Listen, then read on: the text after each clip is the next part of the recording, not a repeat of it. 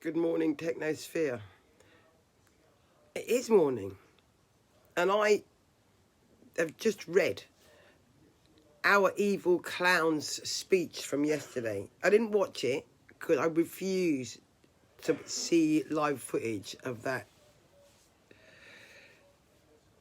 being. And oh my God, I've just got to say something because I was given to understand that there was going to be some guidance given as to the relaxing of the lockdown, which we haven't really had any guidance for. And, well, Hampstead Heath didn't look down to me, and neither did Portobello Road. Anyway, so the relaxing of the rules that weren't really clear in the first place is as unclear as the rules were in the first place. It's just fucking an arse fuck, really. I can't begin to analyse what this fucking fool is talking about. And so basically, he seems to be saying that you should go back to work if you can, but he's not describing in any kind of detail what kinds of jobs you should go back to. He said construction or manufacturing, they should be actively encouraged to go to work and maintain social distancing. So does that mean they're going to move the desks in the office further apart? Or are they going to wear the masks that there are none of, that nobody's got any of? So, yeah, he's actively encouraging people to go back to work if they can, but he's not telling them how that's going to keep them safe in any way, or what their employers have to do. And he also tells you to avoid public transport if possible. Now, I don't know about you, but London public transport is rammed when people go to work. So obviously, right, they have to use it. Nobody uses public transport because they want to, yeah? And if they all drove to work, there'd be a parking nightmare. There is a parking nightmare. And so how they're supposed to get to work with a limited service on buses and social distance, fucking beyond me. And then he's talking about fucking schools. Reception year 1 and year 6. Why?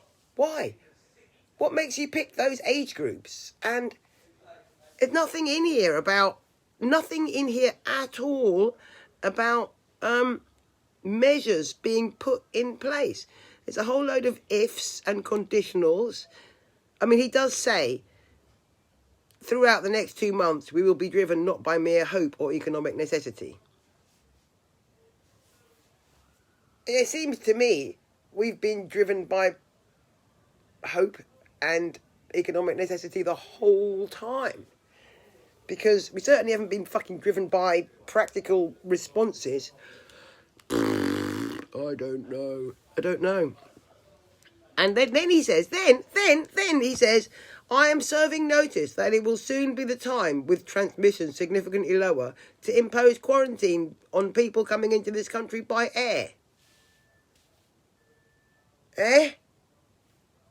Why is it time to quarantine them now, but it wasn't time to quarantine them before?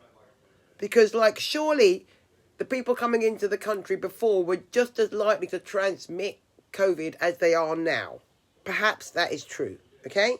So, why is it time now, Boris? Why? Explain yourself. He's not going to, and he doesn't. And I read it all to the end, which was really boring. I didn't want to read it.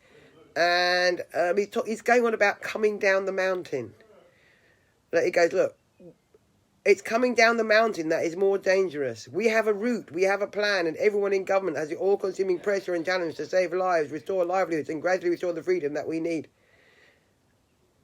I don't think it does, actually. It's never looked to us like that. Anyway, he's got himself a little list a little to-do list. Where is it? His to-do list. He says, we must protect the NHS. Boris, you cunt. We must see a sustained fall in the death rate.